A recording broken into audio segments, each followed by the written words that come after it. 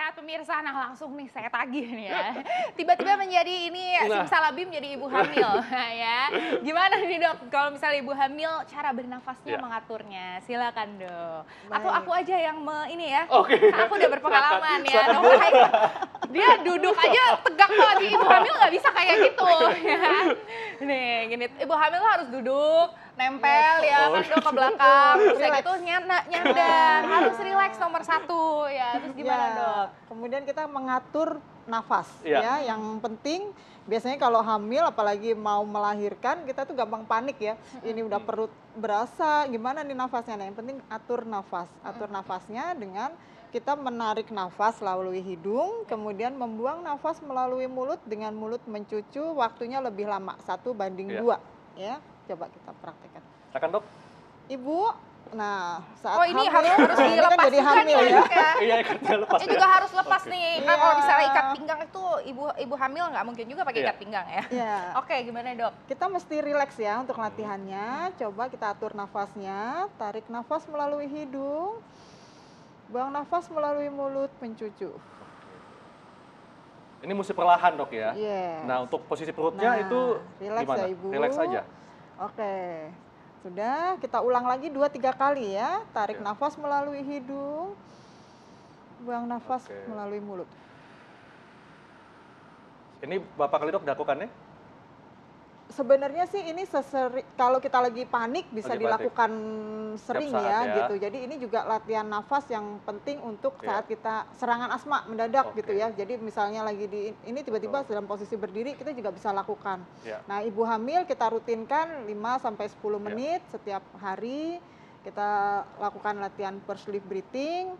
Tadi tujuannya karena untuk kontrol nafas, sebenarnya lebih ke lajunya. Jadi pelan-pelan memang kita supaya bernafasnya lebih pelan.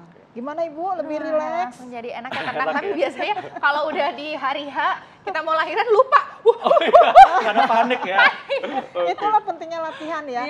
Kadang-kadang kita sebagai orang sehat itu merasa tidak perlu latihan nafas. Kita nafas biasa aja kok, nggak ngerasa sesek gitu ya. Nah, latihan nafas ini penting kita lakukan sewaktu-waktu kita butuhkan. Kita sudah terbiasa, jadi sudah punya engram ya.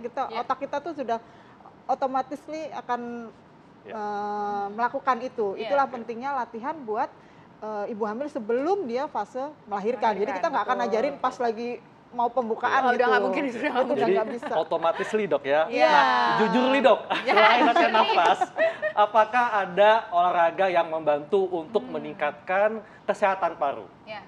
Ya, kalau untuk orang sehat tadi ya, kita sering melakukan latihan aerobik ya, latihan yang kita waktunya minimal 20-30 menit dengan intensitas yang moderate. Nah, itu selain untuk tadi otot-otot besar di dalam tubuh kita, itu juga kardio respirasinya akan terlatih. Nah, itu jadi latihan seperti jalan kaki, berenang, sepeda, kemudian kita senam. Nah, jadi sifatnya kardio itu juga ternyata secara bisa melatih langsung ya sebenarnya itu kardio. Respirasi pasti akan ikutan kan, begitu. Jantung dan paru dok ya. Otomatis akan terbantukan juga ya.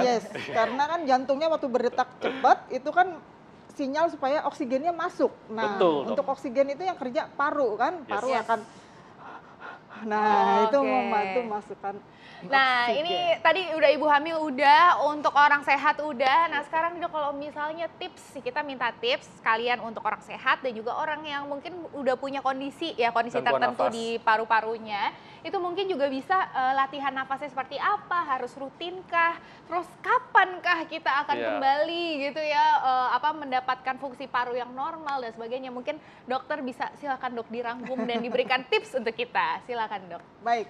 Jadi kalau untuk yang sudah menderita gangguan pernafasan, di sini kita mesti latih pernafasannya. Tentu sebelumnya konsultasi dulu ke dokter ya, karena regimen untuk latihan ini juga bagian dari obat.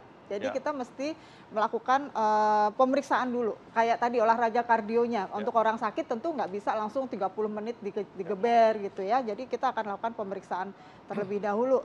Uji fungsi namanya, 6-minute walking test. Di situ kita akan mengetahui berapa sih dia kemampuannya untuk olahraga rutin gitu ya. Setelah itu latihan pernafasannya. Bisa tadi lakukan pursed leaf breathing, bisa diaphragmatic breathing, tergantung poses dan kondisi pasien yang sakit tadi. Yang sakit. Wah, berarti ini akhir-akhir ini saya lagi sering yoga, itu juga diajarin, itu bagus juga berarti ya dok ya, latihan pernafasan. Oh ya, Oh, yoga bagus itu juga. kan utamanya kita selalu Betul. dengan Yes. nafasnya, jangan lupa selain kita Iya. menggerakkan Yes, itu betul. nafas. Betul itu ya. latihan Wah, pernafasan. itu banyak luar biasa sekali ya. nih ya tips dan juga Iya. informasi yang kita dapatkan, terutama mengenai pernafasan nih. Kita Betul. melakukannya setiap hari, Iya. tapi kita nggak tahu gimana caranya nafas yang baik, latihannya gimana. Nah, Betul. harus dipraktekkan ya. Harus ya. Yes, betul sekali. Nah, makanya nih untuk update informasi kesehatan lainnya, jangan lupa saksikan Hidup Sehat TV One. Saat ini kita mulainya dari jam 8.30, agak lebih pagi, sampai jam 9 pagi hanya di TV One. Dan jangan lupa pemirsa untuk melakukan scan ulang STB dan TV digital Anda untuk mendapatkan siaran dari TV One. Yes. Kami pamit, Dr. Haikal. Saya Dr. Eni Tarlin, Indonesia, hidup sehat.